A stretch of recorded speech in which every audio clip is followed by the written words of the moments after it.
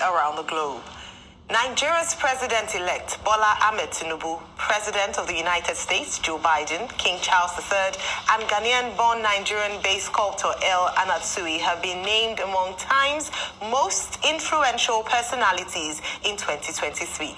Time's annual list of the 100 most influential people in the world accords recognition to people for changing the world regardless of the consequences of their actions. TINUBU of the All Progressives Congress, APC, was declared the winner of the 2023 presidential election on February 25 ahead of his rivals. He polled 8,794,726 votes.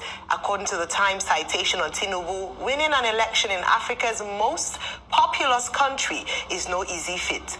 But it noted that Nigeria's newly elected leader has had nearly 2 decades to prepare. However, it added that TINUBU now faces a litany of crises in a fractured nation, including deep-rooted corruption, religious insurgencies, and shortages of cash, fuel, and power in a crumbling economy. Well, Dr. Abati, the Times 100 most influential list has been released yesterday, and we have 2 Nigerians on that list, one of which is the president-elect, Asiwaju Bola Ahmed TINUBU. Well, maybe there's even a 3rd Nigerian, if you like, by association, and that would be El Anatsui, a Ghanaian, but who has done most of his work here in Nigeria. First, the Time 100, as it is done, it's published annually by the Time magazine, and the selection is done by the editors of that magazine.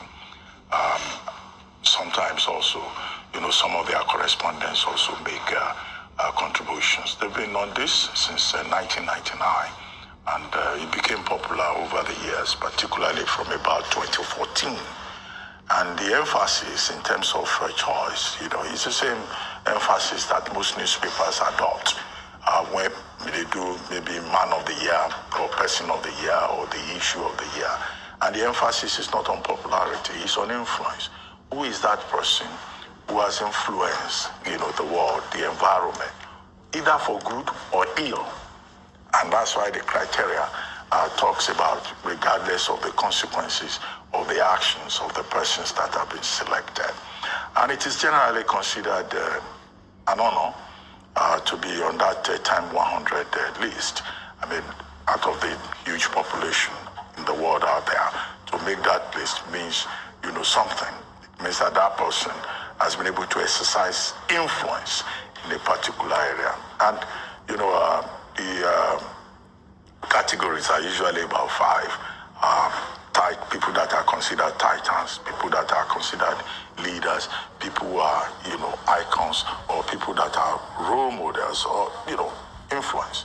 But the beauty of the Time 100, in my view, is also the essays, the short essays, the profiles written on each of the individuals that have been chosen.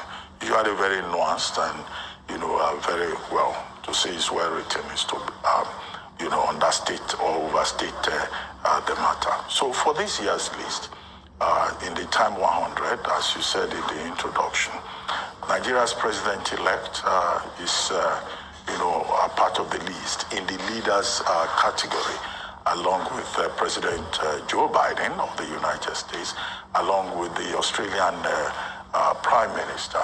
And, the citation on him acknowledges the fact that to be the president-elect in a country, in the most populous country in Africa, is no mean feat. And indeed, you can't argue with that. It's certainly not a mean feat, considering how competitive this election has been. But the paper also knows that the margin was narrow.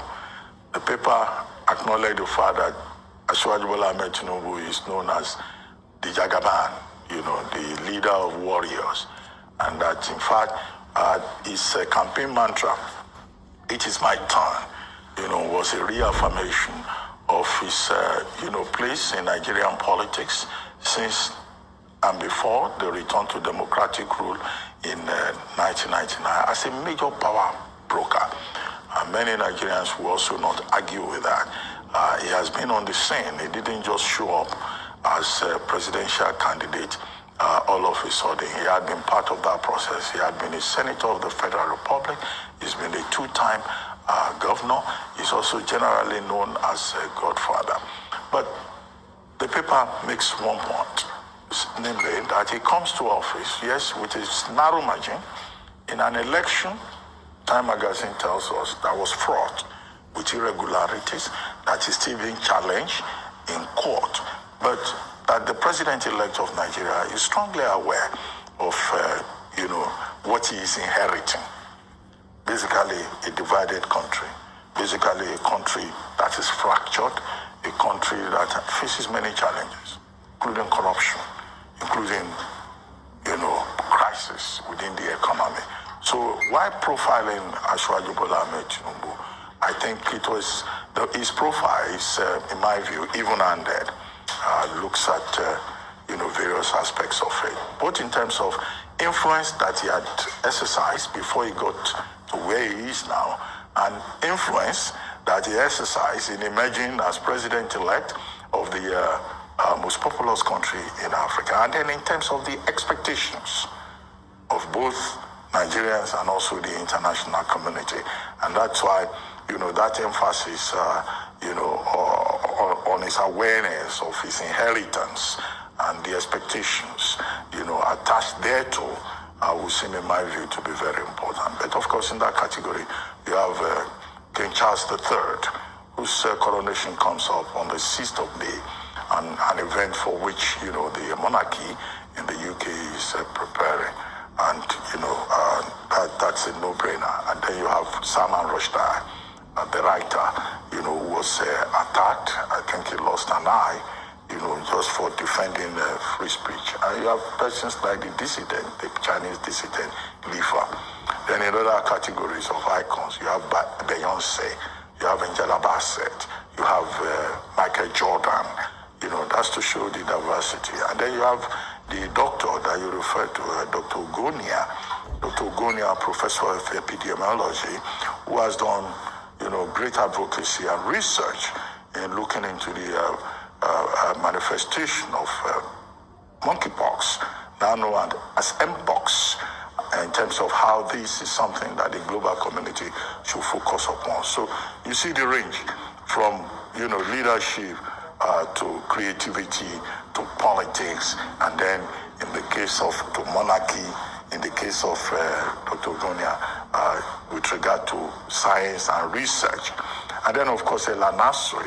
Ella Nasri is a Ghanaian, and I say, a third Nigerian, because she's done most of his work here in Nigeria. One of the most influential, one of the most impactful artists to have worked, in Nigeria. In the 70s, they had the Nsukka school. The Nsukka school, Ella Nasri was part of those geniuses, who established our school. You had the Nsukka school, you had the Zaria school, you had the Yaba school. That's referring to the Yaba College of Technology, where the fine and applied arts school was very strong. And in his own case, he's known for experimentation, transforming ordinary material into, objects of vision, to make statements about possibilities in terms of, artistic expression. So on the whole, I think it's remarkable, and it's good that the president-elect of Nigeria makes the list. So it's a kind of recognition that should also remind them of the heavy responsibility that has now been placed on his shoulders. Absolutely. Congratulations to the president-elect, Asiwaju Bola Ahmed Tinubu, for making 2023 list of Time's 100 most influential personalities around the world, as Dr. Bati has highlighted, alongside a number of prominent people. But it is important to also check how or the the selection process of this list is. This what could sometimes be termed as a controversial list because of the people who end up making that list. It is a list that's been recognized since the year it started in 1999, and since then a number of people have found it quite honorable to be listed. In the past, we have had Nigerians like Dr. Ngozi Okonjo-Iweala, current DG of the WTO and former Minister of Finance of Nigeria, on that list. We have had celebrated also Chimamanda Ngozi Adichie on that list. We have had Dr. Obieze Kwesili on that list. So quite a distinguished honor to be on that list. However, what distinguishes this list of influential people is that it is not an endorsement of someone who is popular or someone who has done influence or done good in that regard. We can look at, in the past, the names that have appeared on there. We have had the President of the People's Republic of China, Xi Jinping, who has been on that list a record number of 13 times. We have had people like the President of Russia, Vladimir Putin, on that list as well. So we've had controversial figures in the past who have been on that list. He wasn't listed this year, but he was listed in 2022, and he'd been on that list for a record 7 times. We've also had people like American President Donald Trump, hate him or love him, according to the Times list, he's been seen as an influential figure because they've been able to shape world events. Now, it's not a surprise, therefore, that the president-elect of the largest black nation in the world, or the biggest economy in Africa, is on that list, and that's in the person of Asiwaju Bola Ahmed Tinubu, and of course the attention that the last election drew. I thought the Times staff writer who wrote the piece on him, Asta Rajvanshi, did quite a fair job in the summary of putting it together in terms of the reason why he was on that list and other concerns that might come up, including the fact that the election was contested and is before the courts. In the same vein, that could also be seen as a criticism as to why the name was included, because if he's the president-elect, and the fact that the writer herself had acknowledged that the election wasn't without irregularities was enough concern for Times Magazine to perhaps hold back. It's not the first time Times has been criticized for including a name or excluding a name, as was the case of Tony Blair or the former Prime Minister of Great Britain. Time magazine is not also known to hide or shy away from controversy. In 1938, they had as their person of the year Adolf Hitler, and that, of course, drew a lot of criticism to that list. Therefore, it begs to question what the criteria is, which they have tried year in, year out to explain that it is not about what the person has done in terms of good, but